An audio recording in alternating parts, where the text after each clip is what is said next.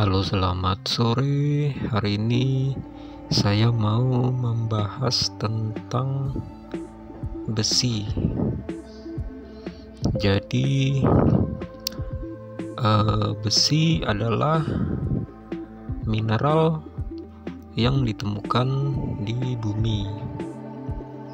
Jadi, besi ini mineral atau logam yang paling banyak digunakan untuk kehidupan manusia. Dalam hal ini untuk membantu kehidupan manusia, seperti digunakan untuk membuat peralatan-peralatan yang memudahkan manusia dalam menjalani kehidupan sehari-hari. Besi itu mineral yang ditemukan di bumi, tapi bukan berasal dari bumi. Jadi besi ini konon diturunkan ke bumi atau jatuh dari meteorit atau asteroid yang mengandung besi, kemudian menghujani bumi, sehingga kandungan mineral besi itu juga ditemukan akhirnya di bumi. Dan hal itu sudah diakui oleh keilmuan tentang alam, juga dikuatkan dengan deskripsi yang ada di dalam kitab-kitab suci. Jadi secara hakikat keilmuan, sebenarnya penciptaan besi ini tidak lepas dari penciptaan Adam. Jadi penciptaan awal Nabi Adam atau nenek moyang manusia pertama yang ada di bumi ini tidak lepas dari besi. Dan besi itu diyakini oleh orang-orang, sebagian diyakini kalau besi ini dengan manusia itu adalah bersaudara. Jadi orang-orang yang pengamal ilmu tentang hakikat batang tubuh, dia mengetahui titik-titik di mana unsur besi ini ada. Jadi tidak heran orang-orang tertentu yang mendalami ilmu hakikat makrifat itu bisa kebal, karena sebenarnya dia mampu untuk mengendalikan besi atau unsur besi di dalam tubuhnya. Jadi dalam keyakinan masyarakat Nusantara atau Indonesia, kaji ilmu besi batang tubuh ini, atau ada juga yang menyebutnya ilmu induk besi kursani, seperti itu misalnya, itu memang ada. Jadi ilmu-ilmu seperti itu sebenarnya ada, jadi bukan hoax atau trik. Jadi ilmu menundukkan besi itu memang ada secara keilmuan hakikat. Jadi kita tidak bisa mengatakan hal itu tidak ada dan sebagainya, karena hal itu memang sudah dibuktikan dan diaplikasikan oleh orang-orang zaman dulu.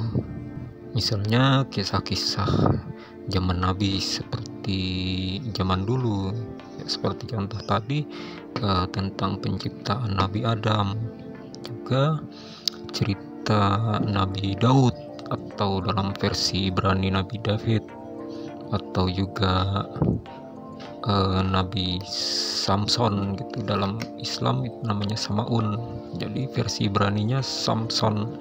Itu juga diyakini mereka-mereka itu adalah orang-orang yang diberi kelebihan oleh Tuhan untuk bisa menaklukkan atau melunakkan besi. Jadi sebenarnya secara syariat besi ini adalah benda, sedangkan secara hakikat dia adalah makhluk. Artinya deskripsi dari makhluk itu adalah sesuatu yang hidup. Yang hidup saja bukan berarti misalnya harus bisa bicara, harus bisa mendengar, harus bisa bergerak, baru bisa dideskripsi sebagai makhluk hidup. Belum tentu, karena siput saja bisa bergerak, tidak bisa mendengar, tidak bisa berbicara, tapi dia dikatakan makhluk hidup. Seperti pohon, dia tidak bisa bicara, tidak bisa mendengar, tidak bisa bergerak, tapi dia makhluk hidup. Nah, seperti itulah kategori makhluk hidup, artinya benda, walaupun dia tidak bisa secara visual melihat, mendengar, bergerak, itu tidak masuk dalam kategori makhluk hidup. Jadi belum tentu. Kembali lagi, kita masuk ke ranah mana, hakikat atau syariat. Makanya karena dianggap hidup, dalam tanda kutip hidup, akhirnya besi ini dikategorikan. Jadi ada besi yang diyakini mengandung hal-hal supranatural. Jadi besi ini ada derajat, artinya dia tingkat keutamaannya. Makanya dalam tradisi Nusantara itu, misalnya seperti di Jawa ada tradisi tayuh, atau di Kalimantan ada tradisi namanya menangguh dan sebagainya. Mungkin di daerah lain dengan nama-nama berbeda. Artinya di sini orang-orang itu mampu melihat karakter dari besi ini. Jadi besi ini punya tingkat derajat dan juga tuah masing-masing. Misalnya ada yang meyakini dia cocok untuk kategori hal seperti ini, misalnya seperti mahabbah atau penunduk atau ditakuti dan sebagainya. Makanya sebenarnya yang bagus ketika kita ingin membuat senjata, kita bagusnya menanyakan kepada orang yang lebih mengerti. Misalnya kita pengen membuat mandau begitu kan. Jadi kita lihat dulu, biasanya orang ini bisa melihat karakter besi dari bahan ketika kita ingin membuat. Misalnya orang ini melihat, oh bagus ini untuk dibuat ini bagus untuk dibuat ini, misalnya. Contoh misalnya dibuat keris atau dibuat yang kita perlukan gitu. Jadi masalah besi ini sebenarnya kompleks, jadi sangat luas. Tidak cukup dibahas satu video dalam berjam-jam, tidak cukup. Jadi kembali lagi, ketika kita ingin membuat senjata khusus lebih bagus, sebelum kita ke tempat pembuat senjata atau pandai besi, bagusnya kita tanyakan dulu tangguhnya, ini cocok untuk apa.